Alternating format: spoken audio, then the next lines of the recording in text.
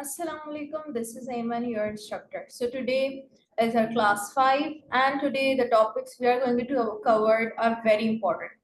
आज जो भी चीज़ें हम कवर करेंगे, आज मैं बहुत सारे टॉपिक्स कवर करवाने वाली हूँ इस क्लास में। तो ये क्लास बहुत इंपॉर्टेंट है, मैं इसमें काफ़ी चीज़ें कवर करवा दूंगी। जिसने भी ये क्लास मिस करी वो काफ़ी चीज़ें मिस कर देगा। So it's very important to take this one class. So the topics that we will cover today are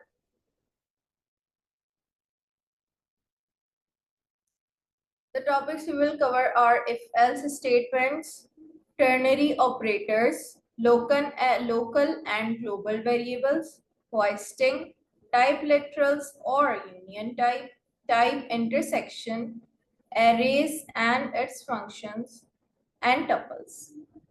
ये कुछ टॉपिक्स हैं जो आज की क्लास में कवर होंगे.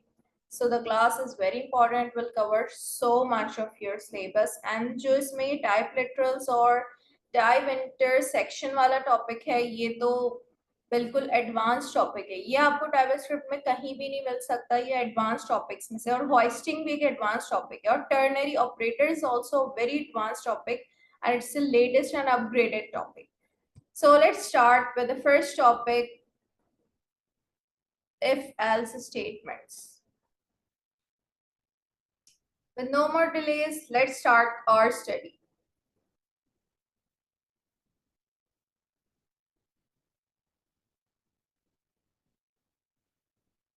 If-else statement. So first of all, if-else statement है क्या? हर चीज में कोई ना कोई कंडीशन लगती है. कुछ ना कुछ लगता है कि अगर ऐसा होगा तो ये करेंगे, अगर ऐसा नहीं होगा तो फिर ये करेंगे. हर चीज में हम कोई ना कोई गैसेस लगा के बैठे हुए होते हैं ना, कि अगर जैसे फॉर एग्जांपल बारिश है, बारिश होगी तो फिर हम लोग इस तरह से लेके चलेंगे, रेनकोट पहनेंगे और घर को पैक आउट करेंगे.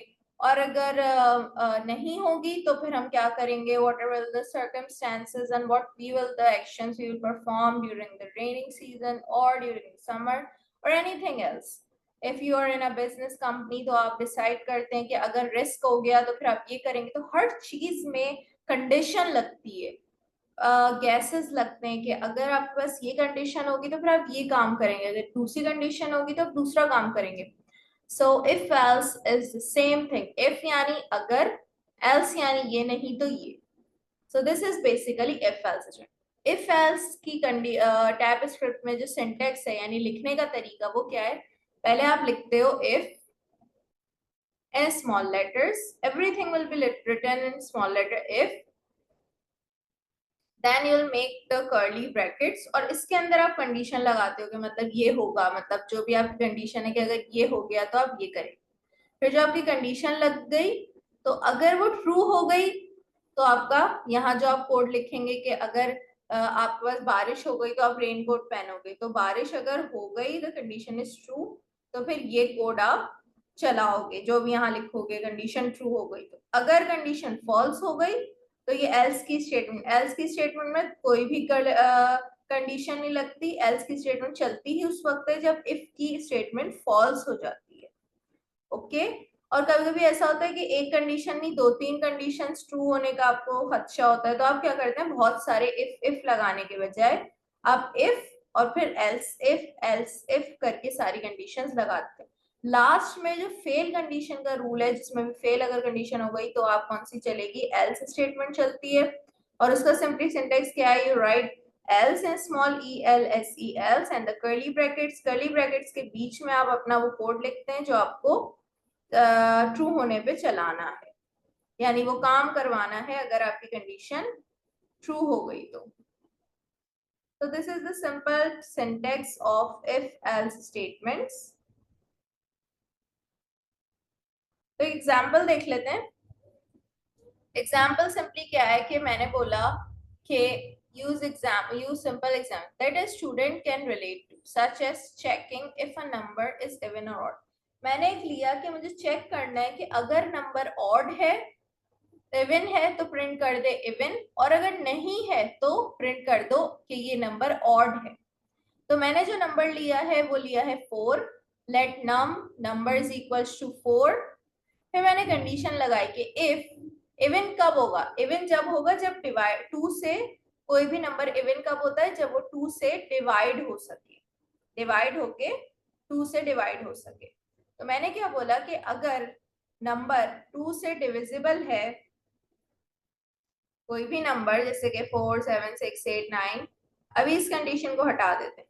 अगर टू से डिविजिबल है तो क्या कह दो कि हाँ ये इवन नंबर है और प्रिंट कर दो नंबर इज इवन। अगर नहीं है डिविजिबल, अगर नहीं होगा तो दो ही नंबर हो सकते हैं, तो ऑड होगा या इवन होगा। अगर तो इवन नहीं है, यानी अगर टू से डिविजिबल नहीं है, तो क्या प्रिंट कर दो कि ये ऑड स्टेटमेंट्स है, ये नंबर ऑड है। सो इधर क्या नजर आ रहा है कि जो नंबर है 4, वो टू से डिवाइड हो सकता है। यस, क्योंकि वो टू के टेबल में आता है। तो the condition is true of if and the answer will be number is even. एक और एग्जांपल है कि मैंने एक वेदर लिया जो मैंने अभी एग्जांपल दी थी, weather is equal to cloudy. अच्छा, जब कभी ऐसा करना हो कि बिल्कुल इज इक्वल टू के बराबर वैल्यू को कंपेयर करना हो कि जो वेदर है अगर ये रेनी हो जाए तो वेयर अ रेनकोट, अगर ना हो क्लाउडी हो जाए तो wear a light light jacket, अगर ना हो तो वेयर सनग्लासेस। इसको भी इम्प्लीमेंट करते हैं तो और समझ में आएगा।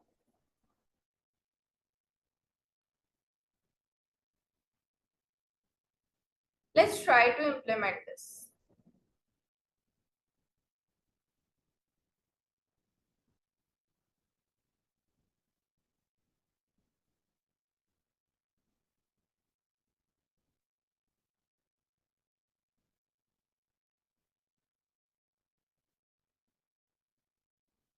मैं वीएस कोड पे आ गई हूँ।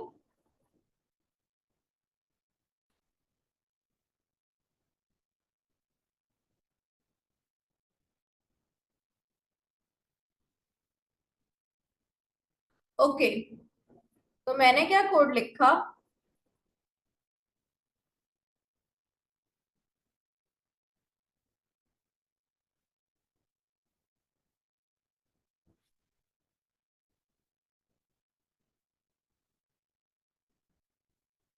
सो the code I am going to write is, मैं कंडीशन बना रही हूँ कि अगर वेदर, मैंने एक वेरिएबल बनाया वेदर, जो मैंने रख दिया कि मेरा वेदर क्या है, क्लाउडी है। मेरा वेदर क्लाउडी है, ये मैंने इसमें वैल्यू असाइन कर दी। अब इसके अलावा कोई और तरह का वेदर नहीं है, मेरा वेदर क्लाउडी है, ये मैंने बता दिया है।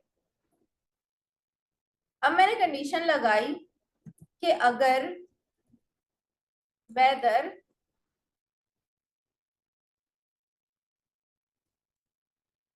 अच्छा, इफ एल्स में जब भी कंपैरिजन करते हैं तो 3 = यूज होते हैं, ये बात याद रखना। इफ एल्स में जब भी कंपैरिजन करते हैं तो 3 यूज होते हैं कंपेयर करने के लिए। अगर डायरेक्ट किसी वर्ड से कंपेयर कर रहे हैं, अगर कोई दो कंपैरिजन स्टेटमेंट्स लगानी है तो उसमें आप वही लॉजिकल ऑपरेटर्स एंड ऑपरेटर्स वगैरह लगाते हो। तो मैंने बोला अगर मेरा वेदर रेनी हो, कर्ली ब्रैकेट्स, तो क्या प्रिंट कर दो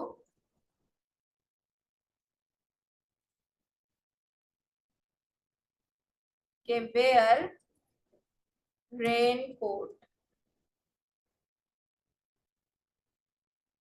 फिर मैंने इन कर्ली ब्रैकेट्स के बाद लगाया एक और कंडीशन, एल्स इफ। अगर आपको एक और कंडीशन लगानी है तो आप लगाते हो एल्स इफ, अगर मेरा वेदर सनी हो, यानी कि गर्मी का सनी डे हो, curly brackets console dot log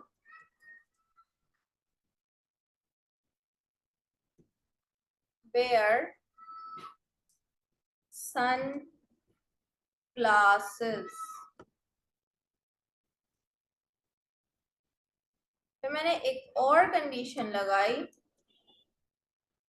कि अगर वेदर कि अगर वेदर क्लाउडी हो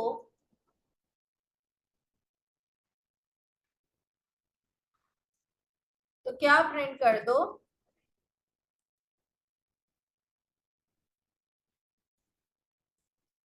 where light jacket.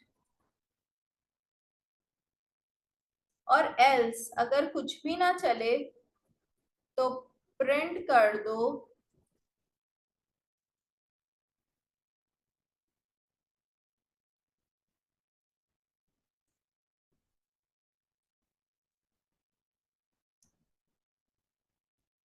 Where simple dress code. मतलब मैंने वेदर असाइन करा था अपने पास क्लाउडी, फिर मैंने कंडीशन लगाई अगर रेनी हो तो रेनकोट पहनो, सनी हो तो सन ग्लासेस पहनो, अगर क्लाउडी हो तो लाइट जैकेट पहनो, और अगर कुछ भी ना हो तो सिंपल ड्रेस पहनो। अब इसको रन करके देखते हैं तो हमें साफ सी बात पता है कि कौन सी हमारी कंडीशन ट्रू है। पहली कंडीशन रेनी नहीं है, रेनी क्योंकि हमने वेदर क्या रखा है क्लाउडी। दूसरी सनी, नो इट्स फॉल्स, ये भी नहीं चलेगा। नेक्स्ट पे आ जाएगा, नेक्स्ट कौन सी है क्लाउडी, तो यस दिस इज ट्रू, हमारा वेदर क्लाउडी है तो लाइट जैकेट। और कुछ भी नहीं होता तो हम क्या करते हैं, so to run this TSC and node main.js।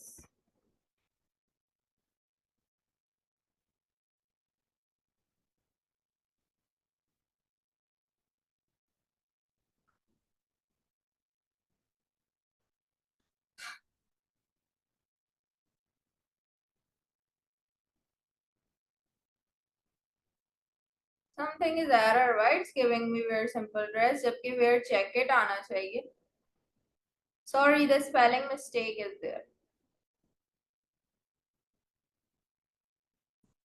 ऊपर मैंने क्लाउडी में एल लगा दिया, उस स्पेलिंग मिस्टेक की वजह से इसमें एरर आया है।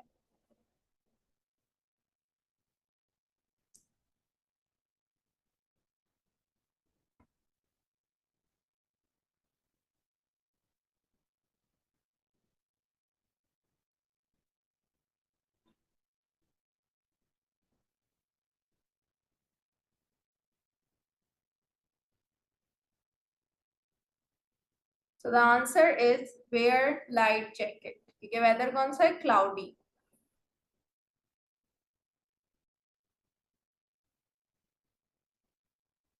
Now let's try another example or a simple application or game I think।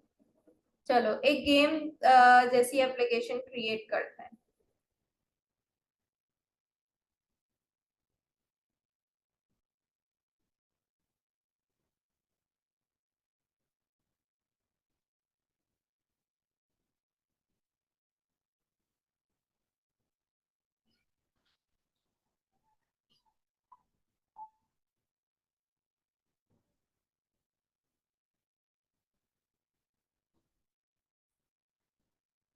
Okay, so let's move to a new example।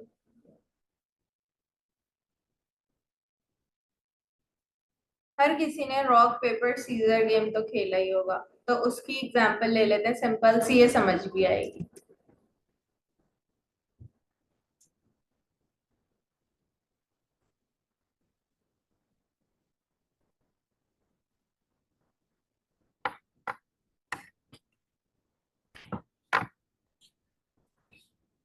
सबसे पहले एक प्लेयर बना लेते हैं, player 1।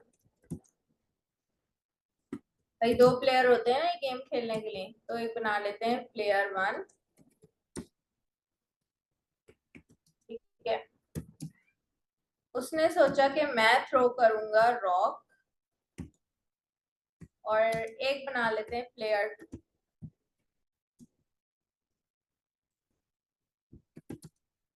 And he thinks to throw a paper. तो rock paper scissor में तीन आपके पास चीजें होती हैं, rock paper scissor.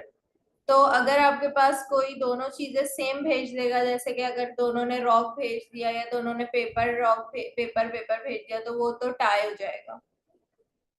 So the rules are, अगर किसी ने रॉक या पेपर में से भेजी कोई चीज,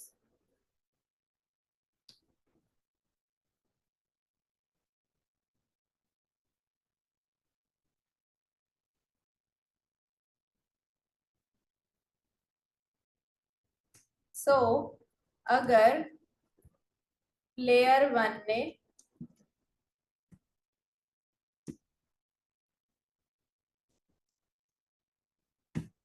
वन ने दिया रॉक और प्लेयर टू ने दिया पेपर,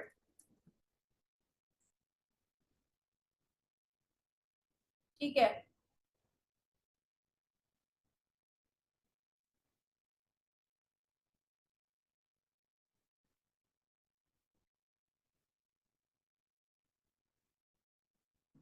देन एक और आपको पता है क्या होता है कि भाई अगर मैं और का साइन लगा रही हूँ क्योंकि हमें पता है कि और में से कोई भी एक चलेगा तो आपके पास आंसर ट्रू आएगा। सो मैंने एक लगाया कि अगर प्लेयर वन ने थ्रो करी सीजर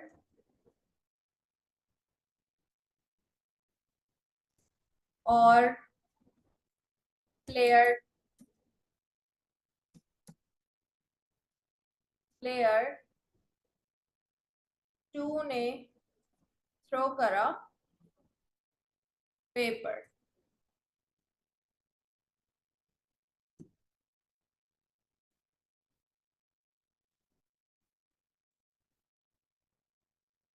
तो आपके पास कितनी कंडीशंस होती हैं कि अगर रॉक फेंका किसी ने और आपने पेपर, तो क्या होगा, रॉक वाला विन करेगा।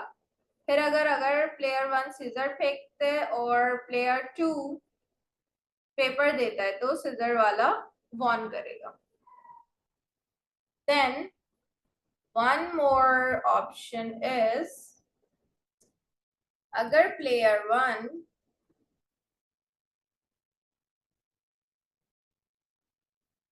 will give paper, so no, बल्कि दो ही ऑप्शंस होंगे।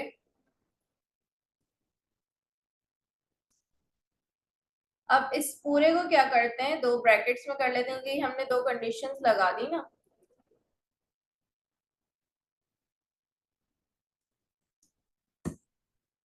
तो क्या कर दो, प्रिंट कर दो player one won the match. अगर क्या आपके पास, मैंने लगाई इफ में दो कंडीशंस, क्या लगाई कि अगर प्लेयर वन रॉक दे दे और प्लेयर टू पेपर दे दे, या फिर प्लेयर वन सिजर दे दे और प्लेयर टू पेपर दे दे,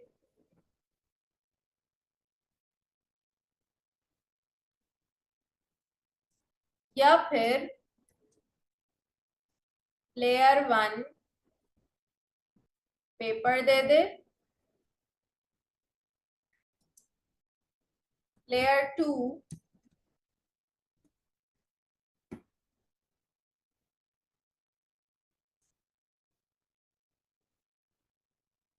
रॉक दे दे।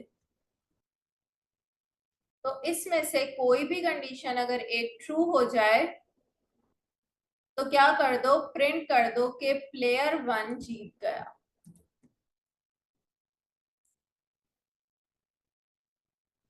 अगर ना हो तो प्रिंट कर दो कि player two won the match।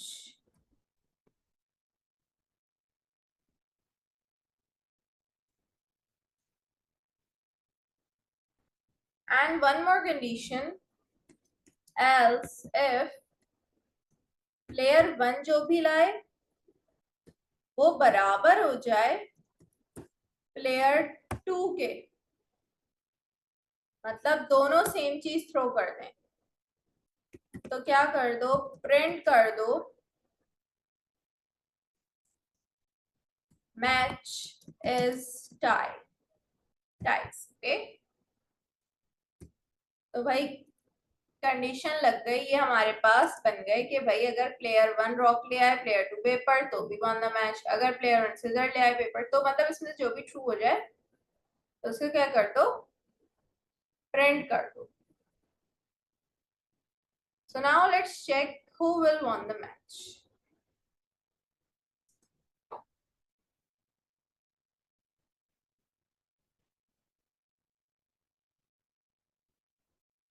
So, due to the condition of first if is true कि player 1 rock लाया और player 2 paper, तो क्या हुआ कि पहली कंडीशन हो गई ये true, so the player 1 won the match।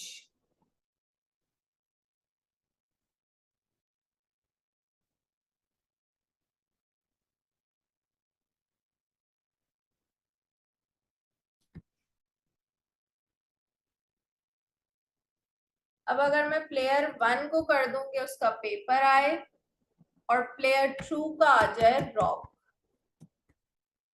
Player 1 ने सोचा कि मैं पेपर डालूंगा अब, और प्लेयर 2 ने सोचा कि अब मैं रॉक डालूंगा, तो अब भी प्लेयर 1 जीत गया। वजह क्या है कि हमने प्लेयर 1 को पेपर के लिए लिया था और प्लेयर 2 को रॉक के लिए लिया था, तो ये कंडीशन ट्रू हो रही थी।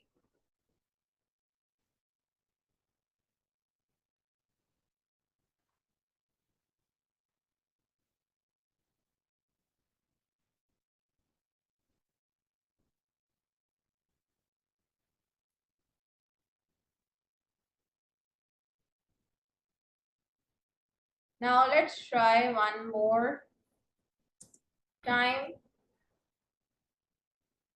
Now player 2 win because मैंने अब क्या कर दिया कि इसमें कंडीशन लगा दी कि प्लेयर 1 सिजर लाए अगर और प्लेयर 2 रॉक, तो क्या होगा, जाहिर सी बात है प्लेयर 2 जीतेगा। Now let's, so this was if else। if else में क्या होता है, आप कंडीशंस लगाते हैं और चेक करते हैं जो भी ट्रू हो वो आगे रन कर जाए। So now let's move to the next topic, that is ternary operators।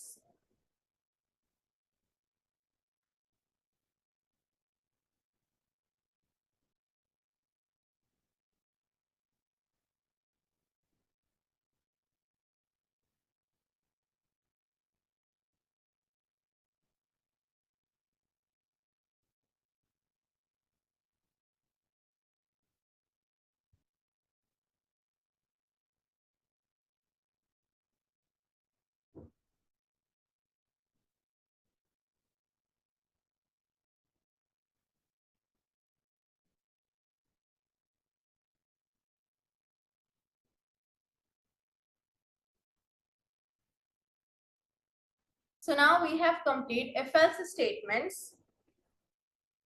if else statements हर जगह यूज होती हैं। Now let's move to the next one।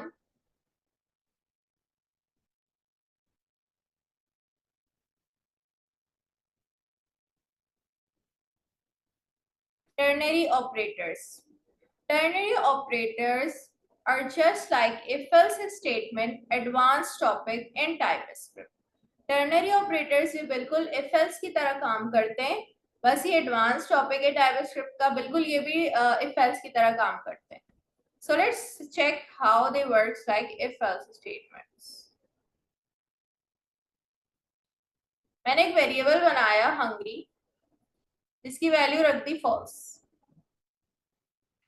फिर टर्नरी ऑपरेटर्स लिखने का क्या तरीका है कि आपने लिखा जो भी आपने वेरिएबल बनाया वो, फिर लिखा कि इसमें question mark and then the condition you want to check, if apple, so print apple if the condition true, यानी कि अगर hungry is equals to true हो तो आप print कर दो apple, if not so print water. तो ये जो क्वेश्चन मार्क है ये चेक करेगा आपकी first condition and the second condition will be check by this water. तो अभी हमारे पास हंग्री क्या है, फॉल्स। तो हंग्री इज फॉल्स, तो आपके पास क्या प्रिंट हो जाएगा, वाटर।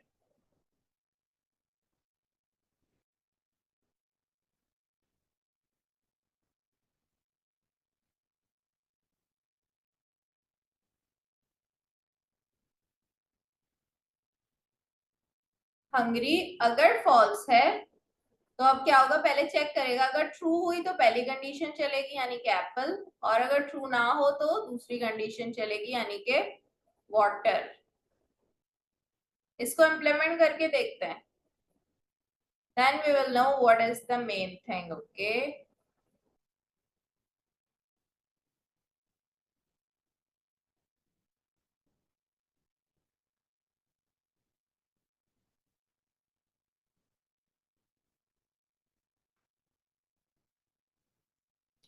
इसी रॉक पेपर वाली उसको भी लगा के देख सकते हैं, चेक कर सकते हैं।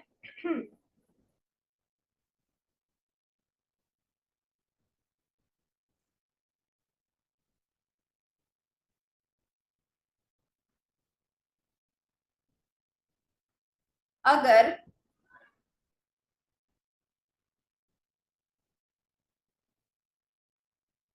प्लेयर वन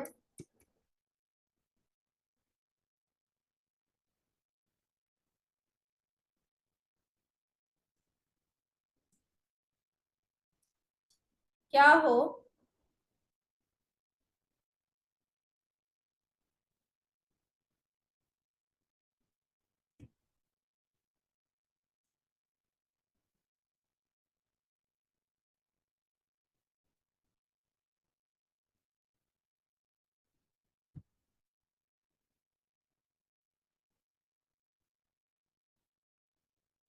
अब ये इफ एल्स नहीं है ना कि इसमें सात कंडीशन लगा दी, लेकिन ऐसा कर सकते हैं कि इसको करके देखते हैं, जो मेरे माइंड में लॉजिक आ रही है उसे चला के देखते हैं।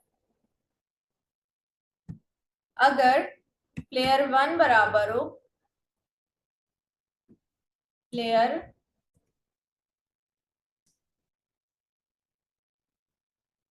अगर मैं ब्रैकेट लगा के करती हूँ, player one is equals to paper and player 2 is equals to rock,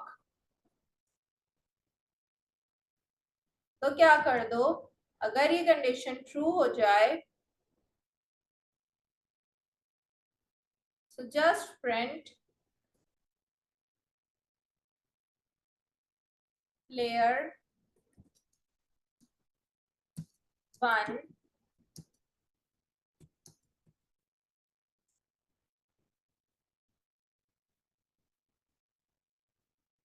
is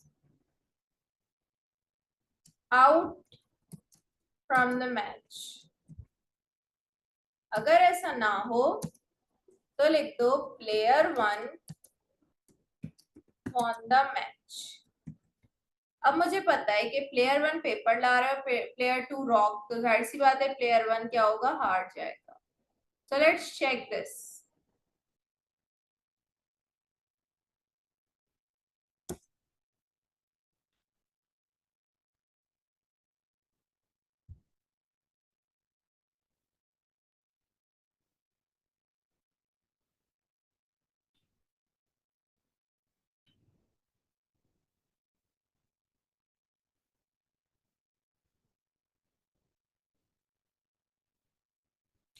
But it's not giving any answer. Let's check what is the problem going on.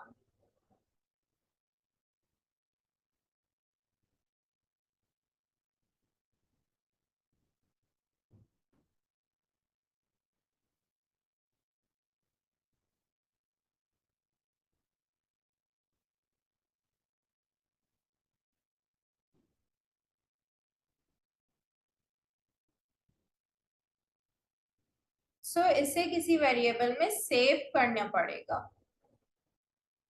तो मैं क्या करती हूँ, इसे let result match is equal to this.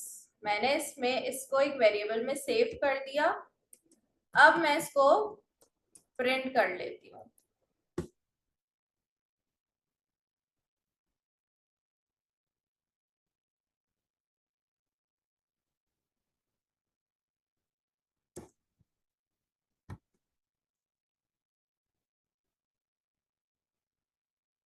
Player is out of the match.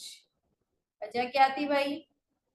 तो इस तरह से भी आप कंडीशन चेक कर सकते हैं कि आपने सिंपली लिखा कि आपने कंडीशन लगाई जो भी आपको लगानी थी, फिर आपने लगाया क्वेश्चन मार्क, और इफ ट्रू तो प्रिंट दिस, इफ फॉल्स तो प्रिंट दिस। इसकी एक और एग्जांपल लेते हैं, कंसीडर करते हैं।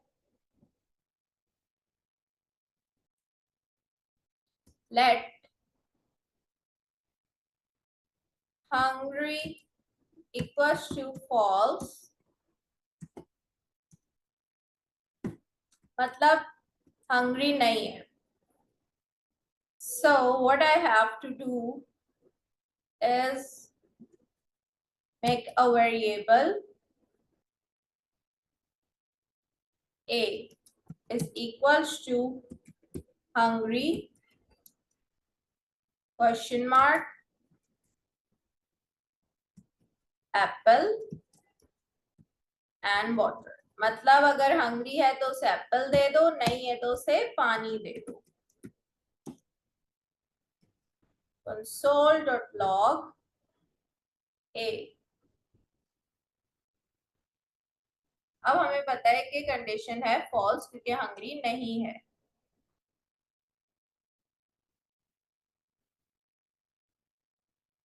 Now it's printed water. So these are ternary operators used same as if-else statements. Now next are switch cases. Switch cases are also used for instead of if-else statements. मतलब अगर आपको बहुत सारी if-else statements लगानी है किसी code में, so you can simply use switch cases. So to write the switch case, we do this. Switch, first of all एक वेरिएबल बना लेते हैं, let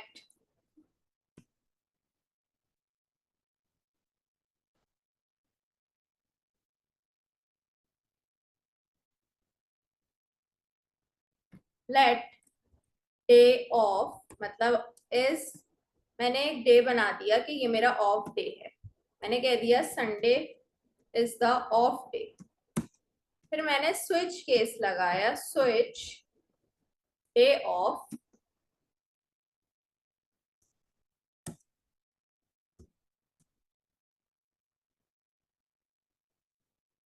case one.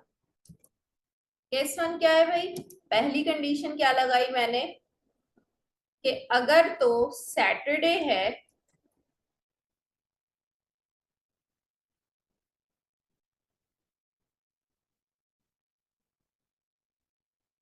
Okay, so will not right the one और to, ये शायद जावा में होता है, मैंने जावा मिक्सअप कर दी।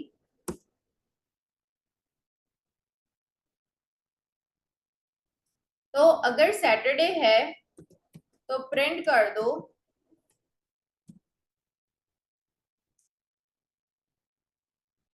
No of break.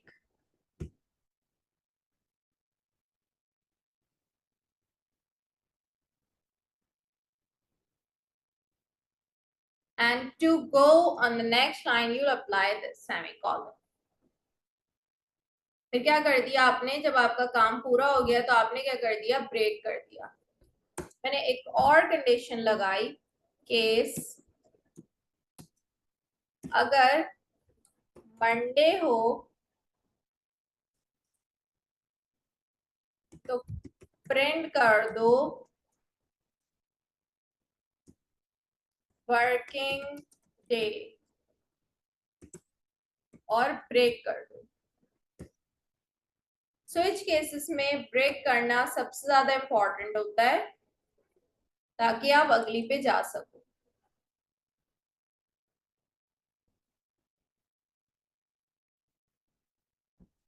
देन मैंने एक और केस लगाया,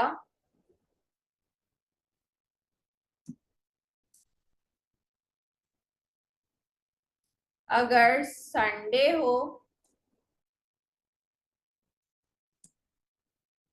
console.log print holiday और ब्रेक कर दो।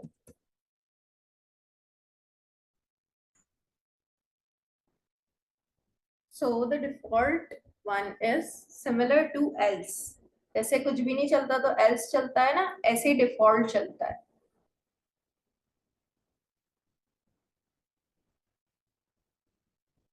मैंने क्या बोला,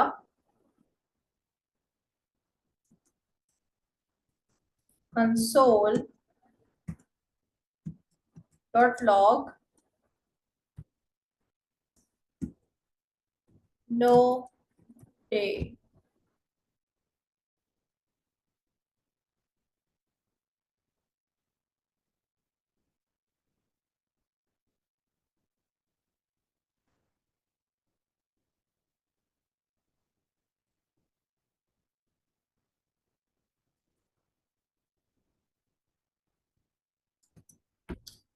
no day important।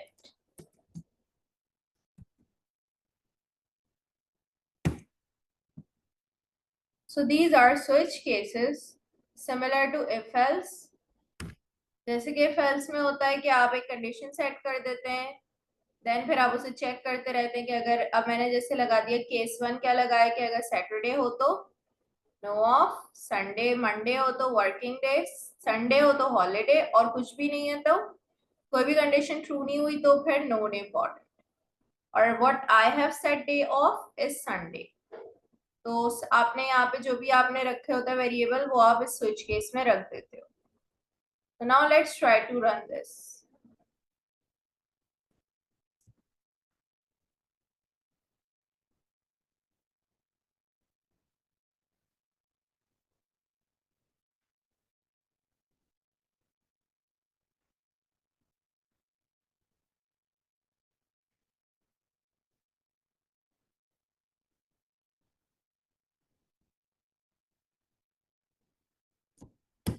जब भी कंडीशन लगानी है तो एक वर्ड की भी अगर आगे पीछे चेंजेस हो गए तो वो उस कंडीशन को फॉल्स कर देगा।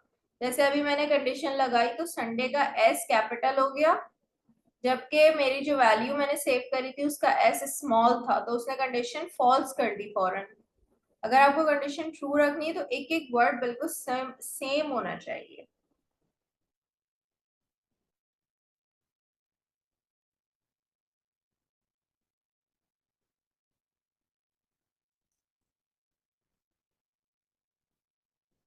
Now the answer is holiday because I said that Sunday अगर आ जाए तो holiday होगा। So these are if else statement, ternary operators and switch cases। ये तीनों सेम काम करते हैं, बस एडवांस है। if else हर जगह कॉमनली यूज होता है, टर्नरी ऑपरेटर्स एडवांस है जो सिर्फ टाइपस्क्रिप्ट में यूज होता है, और स्विच केसेस भी। So now let's move to the next topic, that is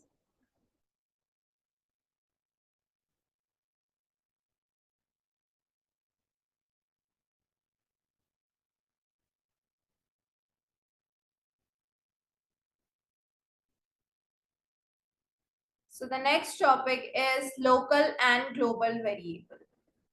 तो लोकल वेरिएबल कौन सा वेरिएबल होता है जो सिर्फ, जैसे आपने इफ एल्स स्टेटमेंट लिखी, इसके अंदर मैंने लेट से एक वेरिएबल बना दिया, लेट या कॉन्स्ट किसी से भी वेरिएबल बना दिया, तो वो जो वेरिएबल है वो सिर्फ उस फंक्शन के अंदर चलेगा, उसके बाहर उसका एक्सेस नहीं होगा।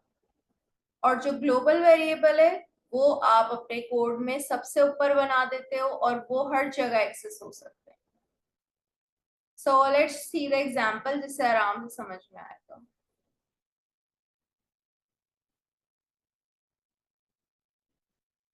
सबसे पहले लोकल वेरिएबल,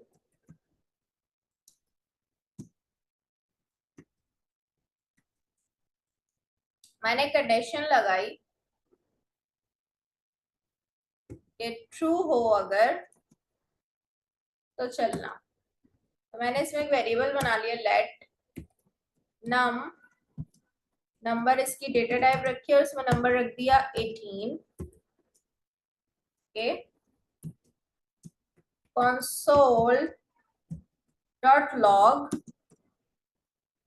नम। मैंने कहा कि ट्रू है अगर कंडीशन, जो कि मैंने खुद से ट्रू रख दी है, तो क्या करो, एक नंबर वेरिएबल मैंने बनाया है जिसमें 18 मैंने वैल्यू असाइन करी है, तो एक वेरिएबल बनाया और उसको प्रिंट कर दो।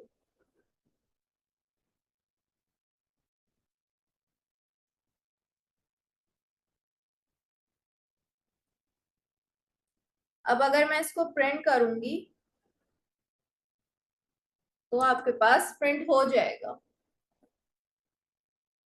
18 प्रिंट हो गया। अब हमने जो लेट नंबर्स इक्वल टू 18 बनाया है, मैंने सोचा कि मैं इसको यहाँ पे नम को चेंज कर दूं, 14 लिख दूं, सही है। या फिर मैं चाहती हूँ कि जो मैंने ऊपर नम वेरिएबल बनाया था इसमें मैं 3 प्लस कर दूं, तो नहीं हो सकता। अब इस पे जाएंगे तो क्या लिखा हुआ आ रहा है, कैन नॉट फाइंड नेम नम।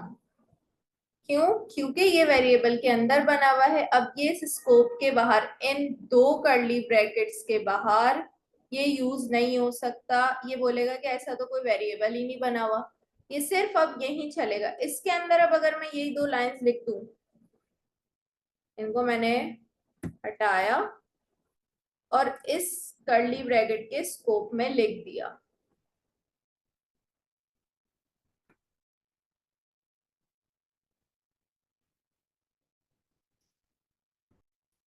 तो ये सिंपली आराम से, ना एरर आ रहा है ना कुछ, और ये रन भी हो जाएगा।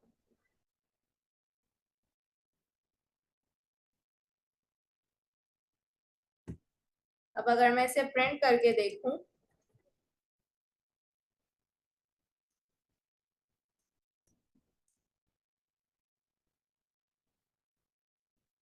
तो द आंसर विल चेंज और 17 प्रिंट हो जाएगा, क्योंकि मैंने अब इसकी वैल्यू 14 कर दी और इसमें +3 कर दिया। अब अगर मैं क्या करूं,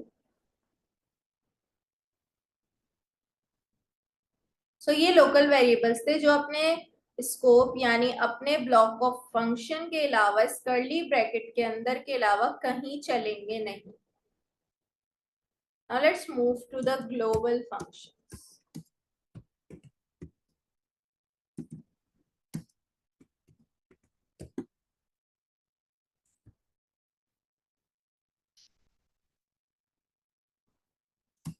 मैंने एक फंक्शन बनाया let a number is equal to 5। Okay, अब मैंने बोला कि अगर ए बराबर हो 5 के, तो क्या कर दो, ए में प्लस प्लस कर देना। ठीक है, मैंने क्या बोला, अगर ए बराबर हो 5 के, यानी अगर ये कंडीशन ट्रू हो तो क्या कर देना, ए में प्लस प्लस कर देना और ए को प्रिंट भी कर देना।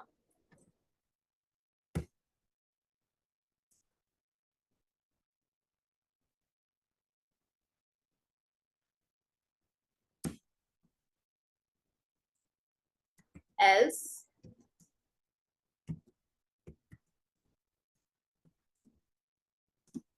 अगर ना हो तो प्रिंट कर देना एरर।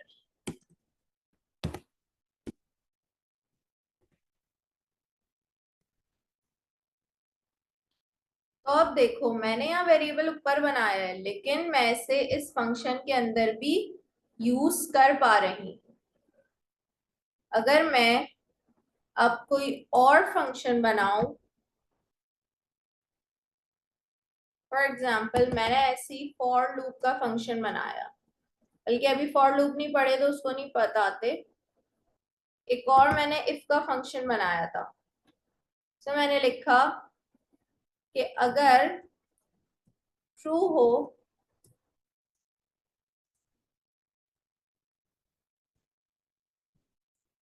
तो क्या कर दो, ए में माइनस माइनस कर दो। तो ये यहाँ पर भी चल रहा है, मतलब इस ट्रू के अंदर ये चल जाएगा क्योंकि ये ग्लोबल वेरिएबल है। अब मैं इसे पूरे कोड में कहीं भी यूज कर सकती हूँ।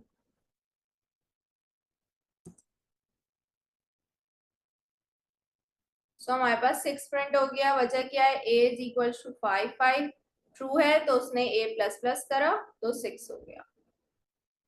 तो that is the difference between local variable and global variable. Local variable सिर्फ अपने फंक्शन के अंदर चलेगा, और ग्लोबल आप एक दफा अपने फंक्शन के ऊपर बना दोगे तो वो फिर पूरे कोड में कहीं भी यूज कर सकते हो। नॉर्मली हम ग्लोबल वेरिएबल्स ही बनाते हैं। Now next topic is hoisting. Hoisting is the advance topic of TypeScript, और ये आपको कहीं भी नहीं मिलेगा, सिर्फ इसी वीडियो में आप समझ सकते हो, कहीं भी नहीं समझाते ऐसा। So what is hoisting? If a variable is declared with var, so the variable is automatically declared at the top of the code. A variable declared with var, so it is global variable and it can be used everywhere in the code. Simply क्या चीज है कि अगर कोई भी variable आप var से declare करते हो तो वो खुद ब खुद ग्लोबल बन जाता है, और आप उसे फिर कहीं भी यूज कर सकते हो। For example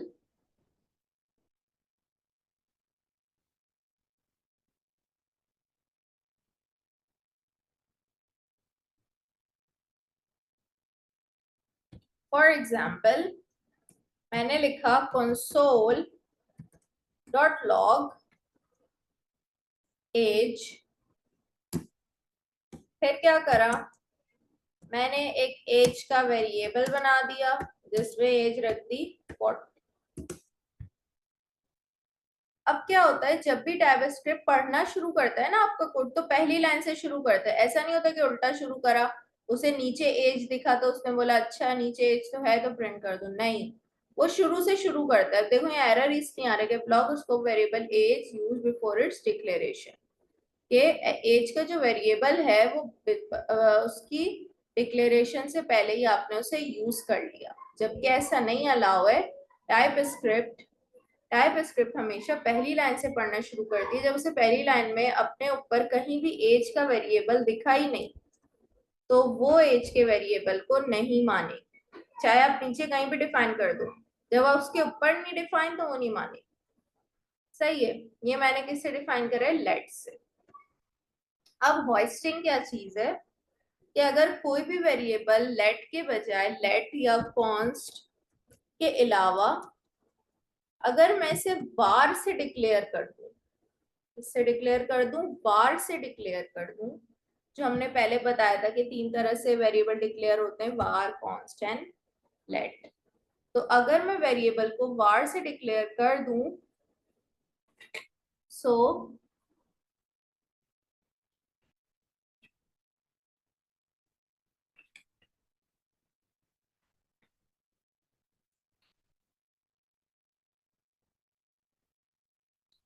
now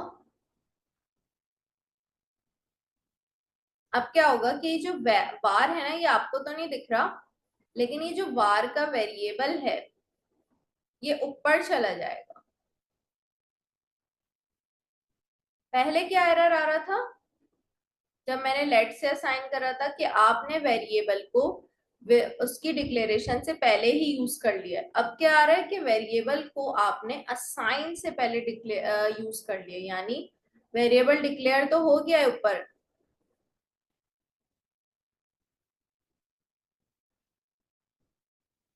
let me check you this thing.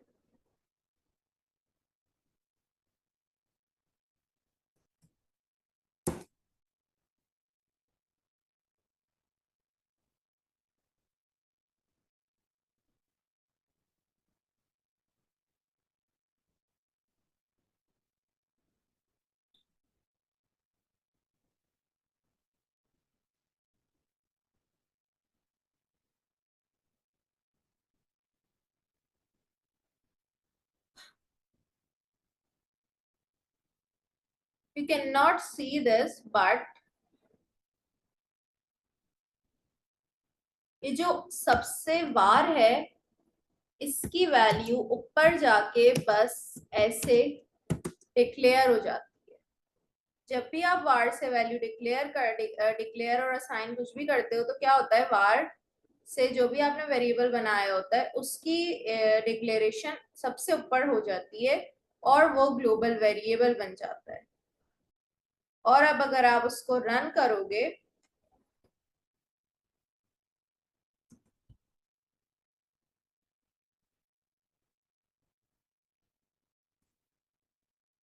अभी तो आपके पास आंसर सर, आप टाइपस्क्रिप्ट पे काम कर रहे हो।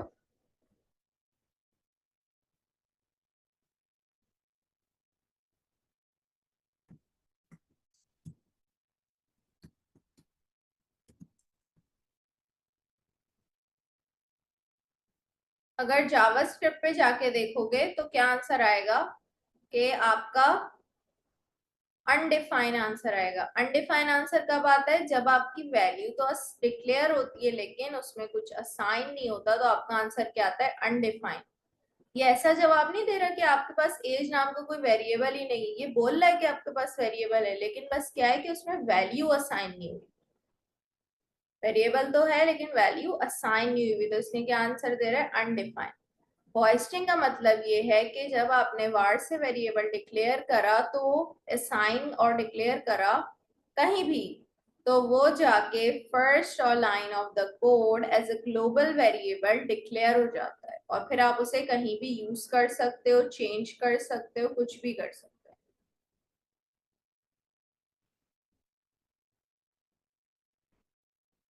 Now let's check example and slides.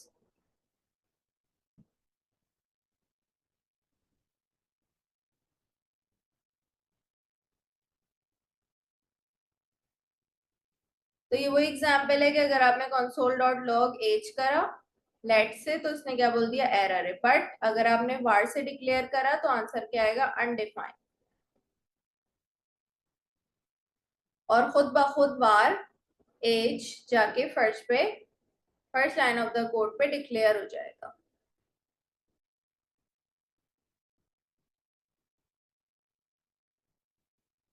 अब अगर मैं इसमें ऐसा करूं, इसे हटा दूं,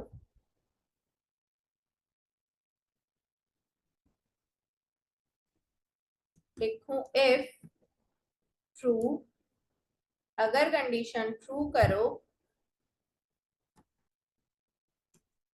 तो var age is equals to 28 कर दो और कंसोल डॉट लॉग एज कर दो।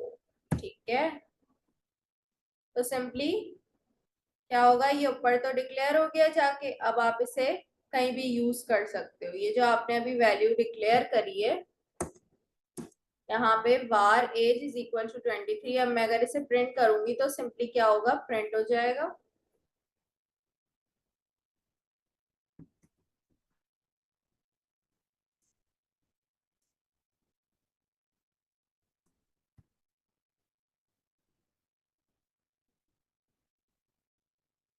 ट्वेंटी एट प्रिंट हो गया, क्योंकि आपको क्या पता चला कि अभी तो ये simply age a local variable print हो गया। अब अगर मैं चाहूँ कि एज इज इक्वल टू 47 कर दूं तो कर लूंगी, क्योंकि मैंने क्या बताया कि जो वार की डिक्लेरेशन है वो जाके हो जाती है फर्स्ट पे, और जो ये एज का वेरिएबल है ना, ये ग्लोबल वेरिएबल बन गया, अब मैं इसे कहीं भी यूज कर सकती। तो सिंपली होस्टिंग क्या चीज है कि जब भी आप वार से वेरिएबल बनाते हो कहीं भी, तो वो खुद ब खुद जाकर फर्स्ट पर वेरिएबल डिक्लेयर कर देता है, कोई भी वेरिएबल डिक्लेयर कर देता है, असाइन नहीं करता वैल्यू, असाइन तो आप जहां भी करोगे वही होगी, बस डिक्लेयर कर देगा, और वो उसको ग्लोबल वेरिएबल बना देगा कि आप अपने कोड में उसे कहीं भी यूज कर सको, चेंज कर सको, सेम नेम का बना सको, दोबारा से कुछ भी कर सको। So this is simply hoisting. ये इतना यूज नहीं होता बिल्कुल, बल्कि इतना क्या, ये बिल्कुल भी यूज नहीं होता, लेकिन ये सिर्फ बताने के लिए बताया जा रहा है आपको। ये आपका एक एडवांस टॉपिक है जो आपको गवर्नर हाउस के टेस्ट में भी आएगा।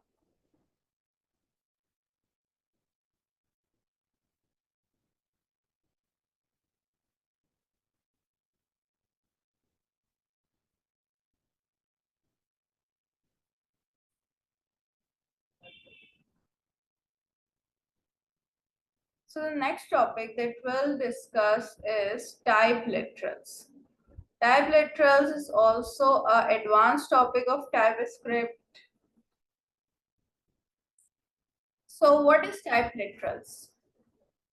Type literals define exact values a variable can take, useful for creating more precise and restricted types. For example, मैंने एक कोई गेम बनाया, उसमें मैंने डायरेक्शन डिफाइन कर दी कि इसमें सिर्फ 4 तरह की चीजें, अप, डाउन, लेफ्ट, राइट, इन 4 के अलावा इसमें कुछ और भी इनपुट नहीं दे सकते। मतलब मैंने उसे रिस्ट्रिक्ट कर दिया, जैसे हमारे पास जो डेटा टाइप्स होती हैं, नंबर, स्ट्रिंग, बूलियन, एनी, तो इसमें क्या होता है, हम नंबर में कुछ भी डाल सकते हैं, स्ट्रिंग में कुछ भी वैल्यू नंबर डाल सकते हैं, बूलियन में ट्रू फॉल्स में से कुछ भी डाल सकते हैं। लेकिन इस टाइप लिटरल्स में क्या है कि आपने जो डेटा टाइप डिफाइन करी वो आपने रिस्ट्रिक्ट कर दी कि अब इस नाम के या इस वैल्यू के अलावा अब इसमें कुछ और नहीं डलेगा। जैसे कि मैंने यहाँ पे 4 वैल्यूज डिफाइन कर दी, अप, डाउन, लेफ्ट, राइट। अब कोई भी बंदा आए और कहीं भी, मतलब मूव का मैंने एक वेरिएबल बना दिया, मैंने बोला कि अब मूव में सिर्फ ये 4 चीजें हो सकती हैं इनपुट, अप हो सकता है या डाउन, लेफ्ट या राइट, इसके अलावा अगर कुछ और इनपुट करा तो वो असाइन नहीं हो सकता, दैट इज नॉट अलाउड। और ये जो बीच में आपको एक पाइप दिखाई दे रहा है, this is called the sign of type literals और यूनियन टाइप। यूनियन टाइप का क्या मतलब है कि इन 4 में से कुछ भी आप यूज कर सकते हो, इन 4 में से कोई भी एक आप यूज कर सकते हैं, चारों नहीं यूज कर सकते, इनमें से कोई भी एक आप ले सकते हैं अगर आपको अपनी वैल्यू असाइन करनी है तो, इसके अलावा कोई और कुछ भी नहीं डाल सकते। So these are type literals. Next is type intersection. Type intersection भी सेम है, बस उसमें क्या फर्क है, टाइप यूनियन में आप क्या है, या टाइप लिटरल में आप कोई भी जो आपने डेटा टाइप में वैल्यूज डिफाइन करी उसके अलावा उस उन सब में सिर्फ एक ही डाल सकते हैं। टाइप इंटरसेक्शन में क्या है, आपकी 2 टाइप रखते हैं, आप कोई भी 2 टाइप्स रखते हैं, उसमें से कोई एक टाइप भी डाल सकते हैं, आप एक टाइप की वैल्यू भी डाल सकते हैं और किसी 2 टाइप की वैल्यू भी आप डाल सकते हो। So let's try to implement this.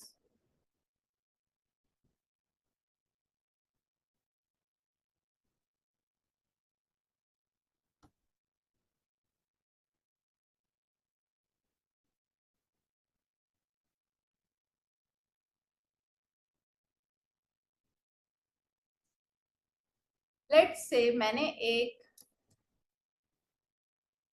Variable बनाया,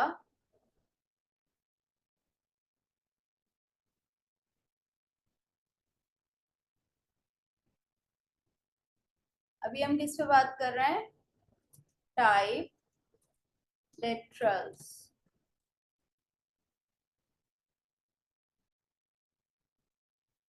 लेट से मैंने एक वेरिएबल बनाया डायरेक्शन, या आई कैन से दैट मैंने एक वेरिएबल बनाया मूव्स। मैंने बोला कि इसमें से अप जा सकते हैं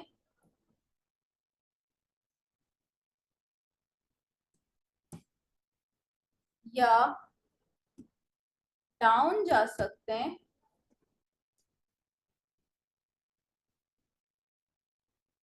या फिर लेफ्ट जा सकते हैं, और you can move to right. इसके अलावा आप कोई और मूव नहीं ले सकते, मतलब फॉरवर्ड बैकवर्ड ऐसा कोई मूव नहीं ले सकते। जब आप डेटा टाइप डिफाइन करते हो तो क्या लिखते हो?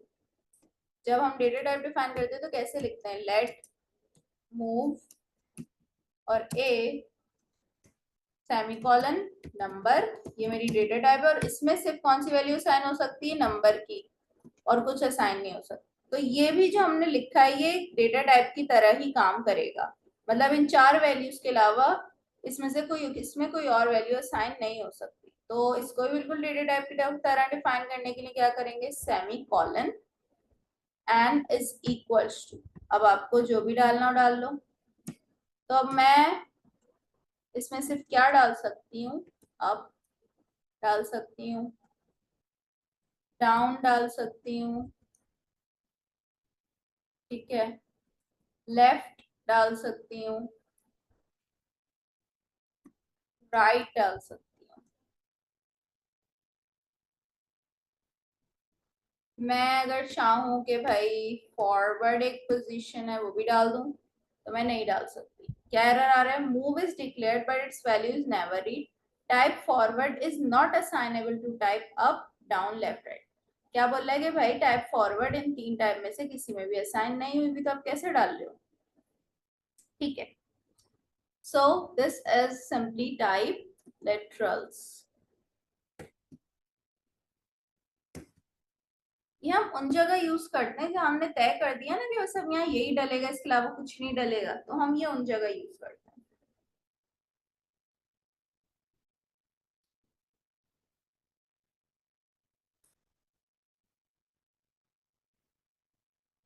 अब बात करते हैं टाइप इंटरसेक्शन। मैंने बोला एक पासवर्ड है, उसमें आप स्ट्रिंग वैल्यूज डाल सकते हो एंड आप उसमें नंबर वैल्यू डाल सकते हो। मैंने ये इसमें तय कर दिया कि इन दोनों वैल्यूज को डाल सकते हो। तो कैसे लिखेंगे? Semi colon string and number, it means आप दोनों वैल्यूज डाल सकते हो उसमें। तो अब मैंने डाल दी, इसमें कोई भी वैल्यू मैं डालना चाहती हूँ, मैंने डाल दिया QEF, और मैंने नंबर डाल दिया इसके साथ 234, अगेन मैंने डाल दिया ERT।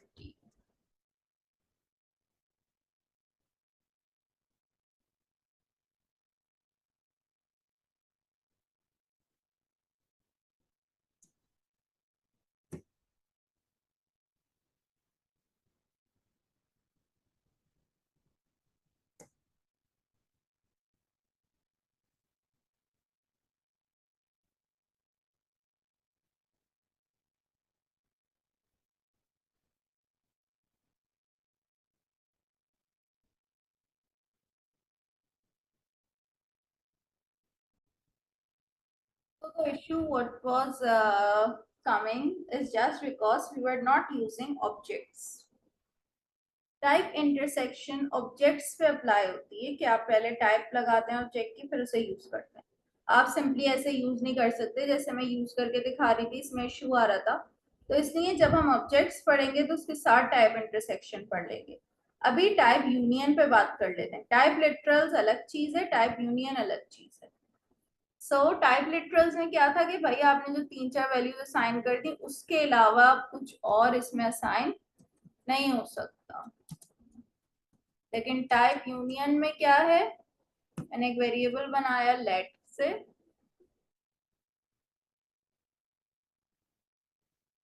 लेट पासवर्ड, और बोला कि इसमें स्ट्रिंग भी आ सकता है और नंबर भी आ सकता है. So now I can put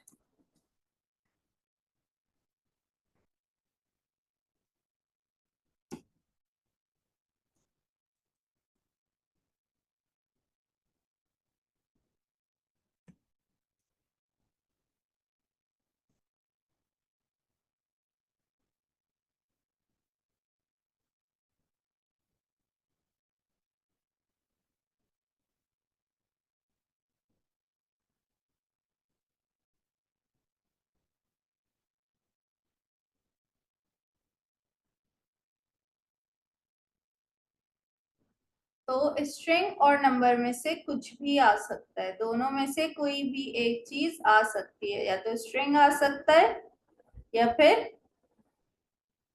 number आ सकता है.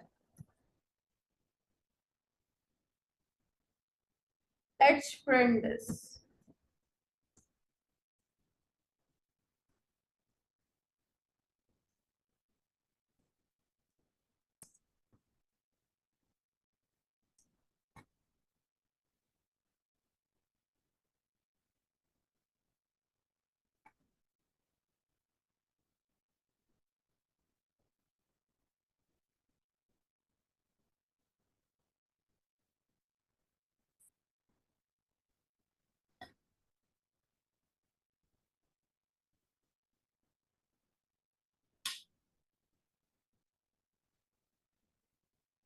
So there was a confusion in me कि भाई टाइप लिटरल्स और टाइप यूनियन अलग है, मुझे लग रहा था. लेकिन टाइप लिटरल्स में क्या है कि जो आपने वर्ड्स डिफाइन कर दिए ना, अप डाउन लेफ्ट राइट या कुछ भी, उसके अलावा कोई और वर्ड आप उसमें ऐड नहीं कर सकते. टाइप यूनियन में क्या है कि आपने दो टाइप्स डिफाइन कर दी, उसमें से किसी एक टाइप को आप यूज कर सकते हो.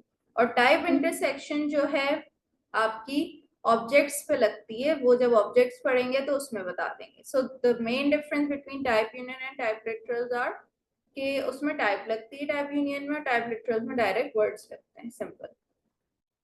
So let's move to the next topic that are arrays.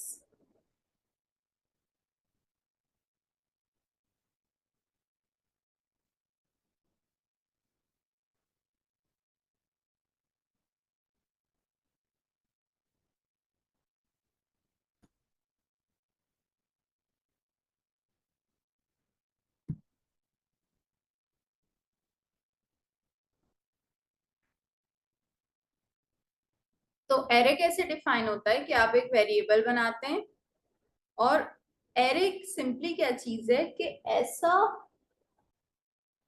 Memory, मतलब ऐसी जगह जिसमें आप एक ही टाइप के बहुत सारी वैल्यूज स्टोर कर सकते हैं. वेरिएबल में तो क्या होता है ना कि आप एक दफा में एक ही वैल्यू स्टोर कर सकते हैं, दो तीन थोड़ी कर सकते हैं. लेकिन एरे में क्या है, आप एक ही, जैसे स्ट्रिंग का एरे बनाया तो स्ट्रिंग टाइप की बहुत सारी वैल्यूज स्टोर कर सकते हैं. नंबर है तो नंबर टाइप की बहुत सारी वैल्यूज स्टोर कर सकते हैं. तो इसी तरह मैंने यहाँ लिख देखा, फ्रूट्स का मैंने एक बनाया था स्ट्रिंग में, तो मैंने इसमें फ्रूट्स के टाइप की वैल्यूज असाइन कर दी, एप्पल, बनाना, चेरी. ठीक है.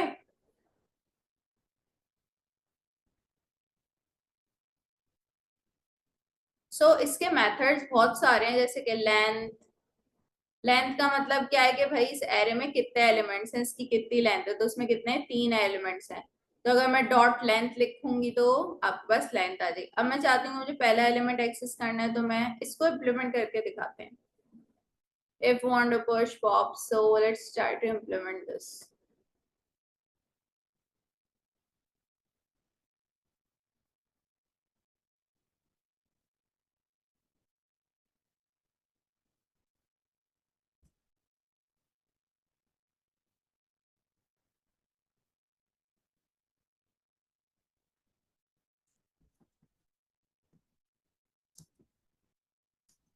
सबसे पहले एरे को डिक्लेयर कैसे करते हैं. लेट, मैंने नाम रखा कलर, की टाइप मैंने रखी स्ट्रिंग, दिस स्क्वायर ब्रैकेट्स। इससे पता चल गया मुझे कि ये एरे बनेगी, और इसको रखते भी आप किसमें, स्क्वायर ब्रैकेट्स में रखते हैं।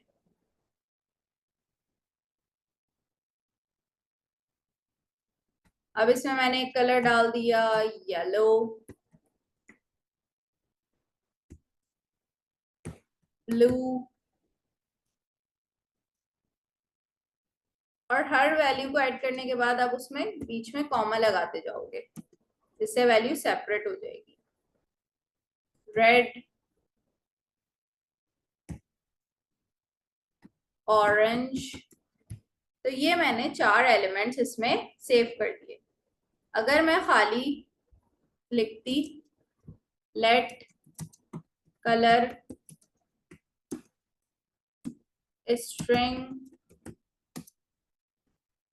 तो क्या मैं ऐसा कर सकती थी कि बगैर, मतलब जैसे हम लिखते हैं नॉर्मली येलो, ब्लू, ग्रीन, तो नहीं लिख सकती ना। लेकिन एरे में क्या कर सकते हैं आप, एक टाइप की बहुत सारी वैल्यूज असाइन कर सकते हैं, 1000, 1,00,000, कितनी भी वैल्यूज आप असाइन कर सकते हो।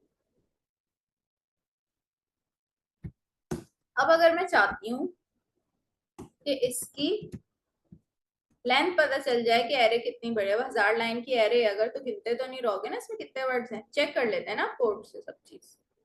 तो मैंने लिखा एरे का नाम सबसे पहले, कलर, डॉट। जैसे आप डॉट लगाओगे ना, इसके बहुत सारे फंक्शंस आपको दिखेंगे, filter, find, index, flat, map, join and this things. एक आपको मिलेगा यहाँ पे लेंथ। जब आपने, जैसे आपने यहाँ लेंथ का लिखा, लेंथ से साफ पता चले भाई इसकी लेंथ, तो अब क्या पता चल जाएगी हमें इसकी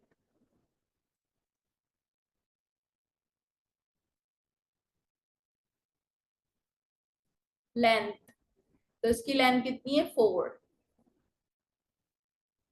we can also see this 1 2 3 4। ठीक है।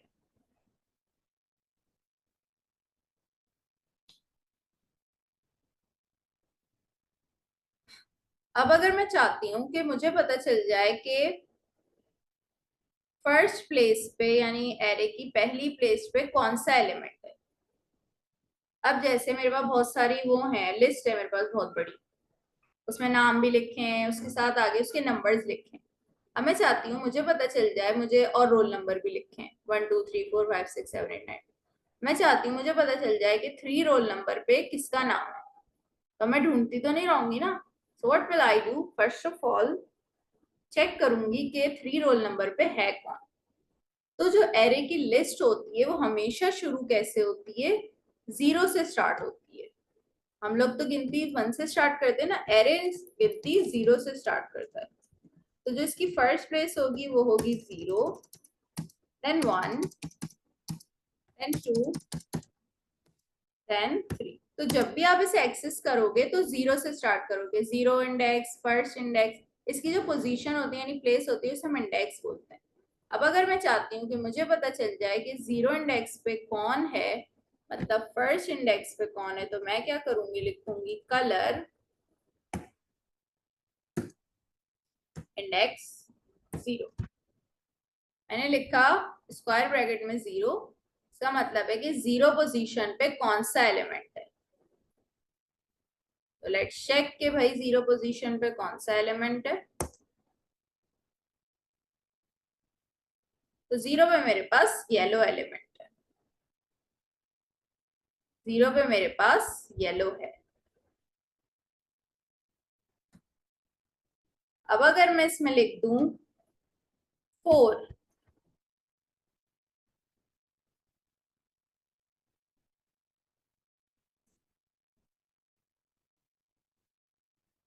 तो क्या आंसर आया, अनडिफाइंड। क्यों, क्योंकि हमारे पास जो शुरू होती है गिनती वो किससे होती है, 0 1 2 3। जबकि इसमें है 4 एलिमेंट्स, लेकिन हम गिनते किससे, 0 से स्टार्ट करते हैं। तो हमेशा जितनी साइज होती है एरे की उससे -1 करते हैं, तो उतने एलिमेंट्स होते हैं आपके एरे में। ओके, तो आप 4 को कभी भी एक्सेस नहीं कर सकते कि ये एरे से बाहर चला गया। मैं यहाँ पे एरे की साइज भी डिफाइन कर सकती हूँ, अगर मैं चाहूँ तो मैं यहाँ लिख दूँ एरे की साइज 5 है। सॉरी, हमारे पास तो 4 है ना एरे की साइज।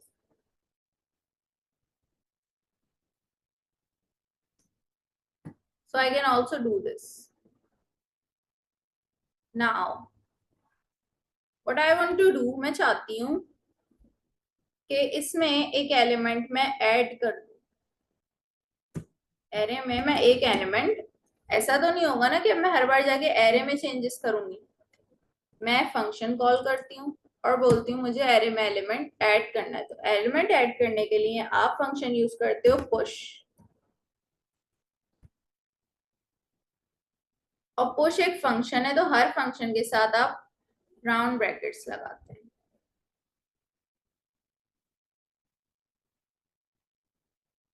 अब पुश कौन सा फंक्शन करना, वो वैल्यू करनी है, वो भी तो लिखना पड़ेगा ना। अब मुझे पुश करना है इसमें ग्रीन। पुश यानी मुझे अब इस एरे में ग्रीन वैल्यू ऐड करना चाहती हूँ। तो हमेशा पुश करने से वैल्यू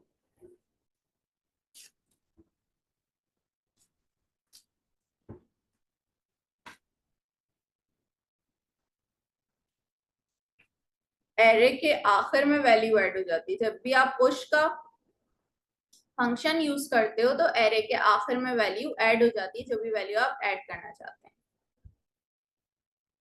तो what I have to do, print करके देखते हैं।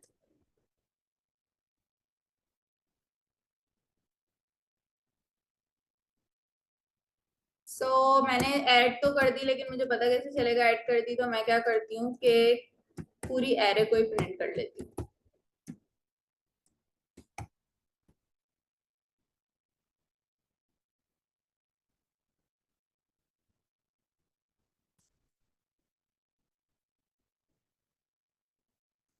तो अब आप देखो, येलो, ब्लू, ग्रीन, ऑरेंज, और अब लास्ट में क्या ऐड हो गया, ग्रीन ऐड हो गया। ठीक है, मैंने क्या कर रहा था, पुश कर रहा था ग्रीन। अब मैं चाहती हूँ ग्रीन को खत्म कर दूं। तो what can I do is, again मैं कंसोल डॉट लॉग करती हूँ और कलर के फंक्शन को दोबारा कॉल करके डॉट लगाया। और एक फंक्शन होता है पॉप। पॉप के फंक्शन से आपके एरे की आखिरी वैल्यू खुद ब खुद डिलीट हो जाती है। तो आखिर में तो हमने ग्रीन ऐड करा था, तो ग्रीन ही डिलीट हो जाएगा। तो ग्रीन आपके पास डिलीट हो जाएगा।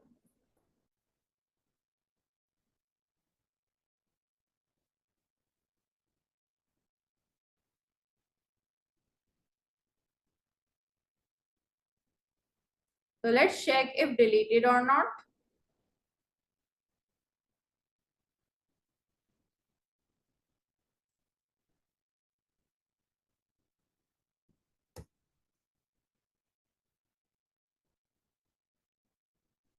अगर मैं इसे प्रिंट ना करूं तो खाली मैं ऐसे लिख देती हूँ, डॉट पॉप। अब प्रिंट करते हैं एरे को।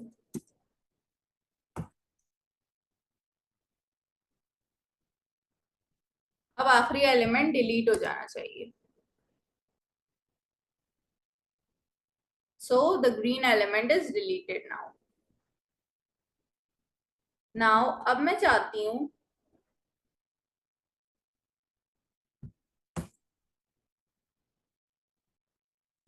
कि एरे के स्टार्ट में यानी 0 इंडेक्स पे कोई एलिमेंट ऐड हो जाए।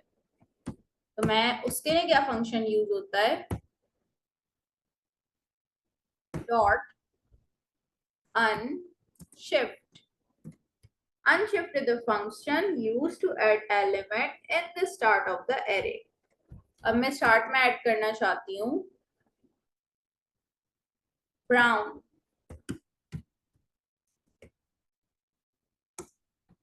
So let's check if the brown color is added in the start of the array or not.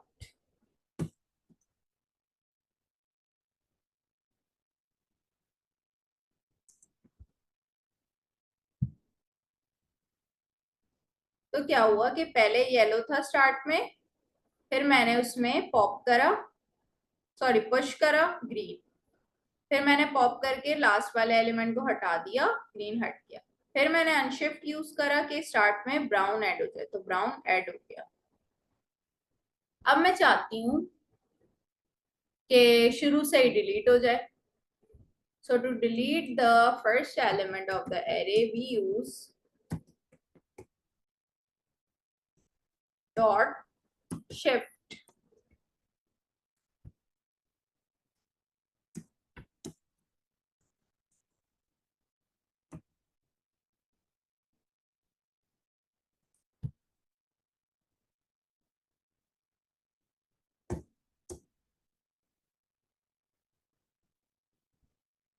अब क्या हुआ, ब्राउन एलिमेंट हट गया शुरू में से। ये बेसिक, इसमें 4 फंक्शंस हैं। पहला फंक्शन कौन सा है, पुश। पुश का क्या मतलब है, एरे के लास्ट में एलिमेंट क्या हो जाए, ऐड हो जाए। जो भी एलिमेंट आप ऐड करना चाहते हो वो उसके ब्रैकेट में लिख दो।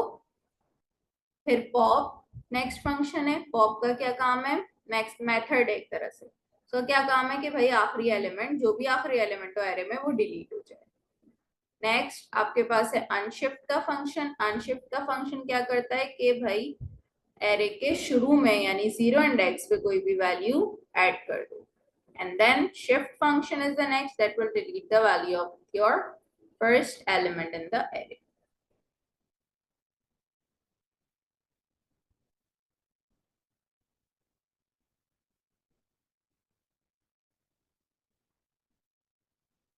अब एक और फंक्शन है। अब मैं चाहती हूँ कि मैं एरे के बीच में से कहीं से भी वैल्यू को डिलीट कर दूं।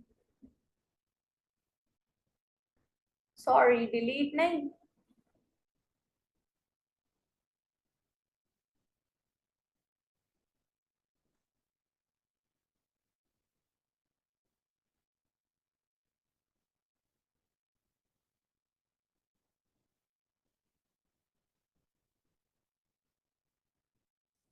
मैं चाहती हूँ कि मुझे बीच में से कोई भी एक चाहिए वैल्यू। अब जैसे मेरे पास बहुत बड़ी लिस्ट है, उसमें से मुझे बीच के 3 नंबर्स चाहिए। तो अब मैं, ऐसा तो नहीं होगा ना कि एक एक इंडेक्स करके, इंडेक्स 1 2 3 4 5 6 7 8 9 10 कर करके उसे बुलाती रहूंगी। मैं क्या करूंगी, एक फंक्शन होता है स्लाइस का, वो कॉल करूंगी। उसमें क्या लिखूंगी कि मुझे कहाँ से वैल्यू शुरू करनी है ढूंढनी। मैं चाहती हूँ इंडेक्स नंबर 1 से वैल्यू स्टार्ट हो और एंड हो इंडेक्स नंबर 3 पे जाके। मतलब मैं ये चाहती हूँ कि सर्चिंग स्टार्ट हो इंडेक्स नंबर 1 से और एंड हो जाए इंडेक्स नंबर 3 पे।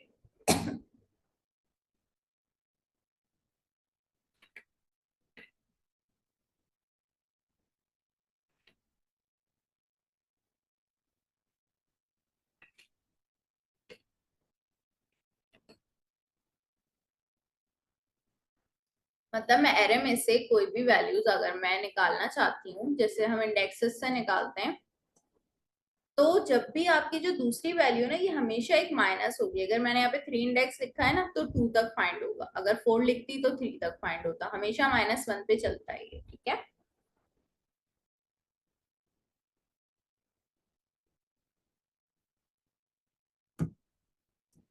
प्रिंट करके देखता है।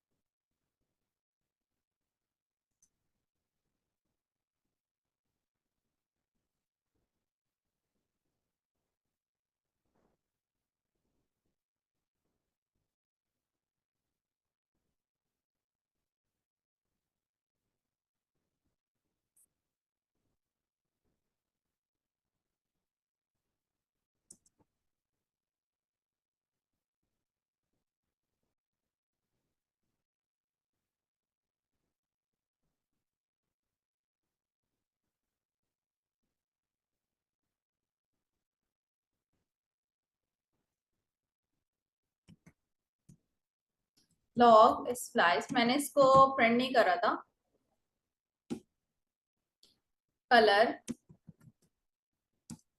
डॉट स्लाइस, शुरू करो 1 इंडेक्स से और एंड कर दो 3 इंडेक्स पे। 3 इंडेक्स का क्या मतलब है, 2 इंडेक्स पे एंड करेगा।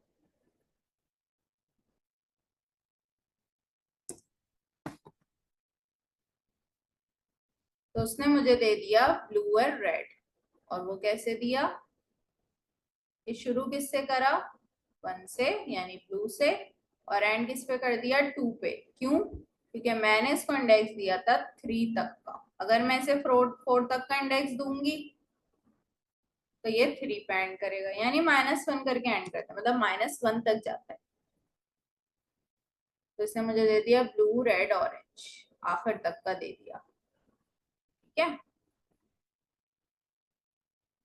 अब अगर मैं चाहती हूँ कि बीच में से कोई भी वैल्यू डिलीट कर दूं, आखिर से डिलीट करना और शुरू से डिलीट करना तो पता चल गया ना, अगर आखिर की वैल्यू डिलीट करनी है तो पॉप, शुरू से वैल्यू डिलीट करनी है तो शिफ्ट। अब मैं चाहती हूँ कि बीच से कोई वैल्यू डिलीट हो, तो मैं क्या करूंगी, कंसोल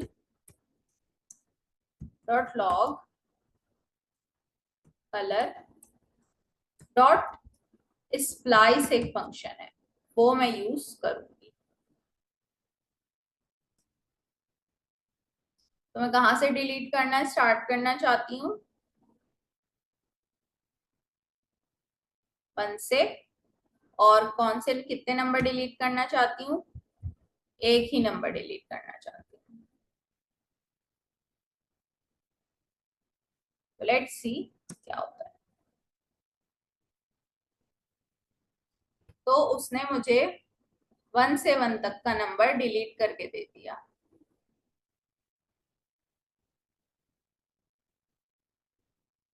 मतलब ये कि मैंने उससे बोला कि 1 से डिलीट करना शुरू करना तुम, और जितने नंबर्स मैंने बोले हैं 1 2 3 4 जितने भी नंबर्स बोले हैं उतने डिलीट कर देना। तो मैंने इसको सिर्फ 1 नंबर बोला था, तो इसने 1 से शुरू करा, 1 नंबर डिलीट कर दिया, मतलब एक नंबर एक वैल्यू डिलीट कर दी। अब अगर मैं इसे बोलूं कि 2 नंबर्स डिलीट कर देना, तो ये क्या करेगा, 2 नंबर्स डिलीट कर देगा, 2 और रेड डिलीट कर दिया इसने। ठीक है,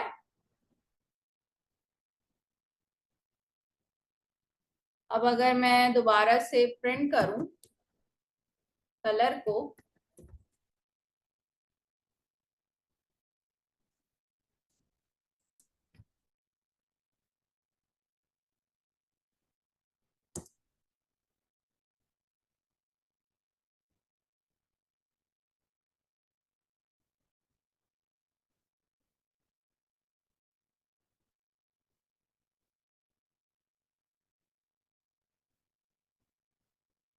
तो मेरे पास क्या प्रिंट हुआ, येलो और ऑरेंज। क्यों, क्योंकि बीच में से ब्लू और रेड तो क्या हो गए, डिलीट हो गए, बीच में अब कुछ भी नहीं बचा।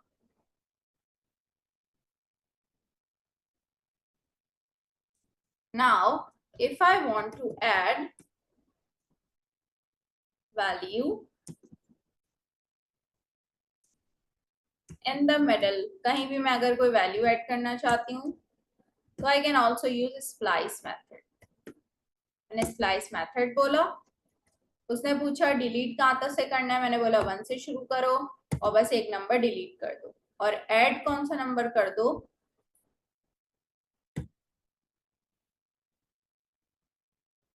ऐड कर दो ग्रीन।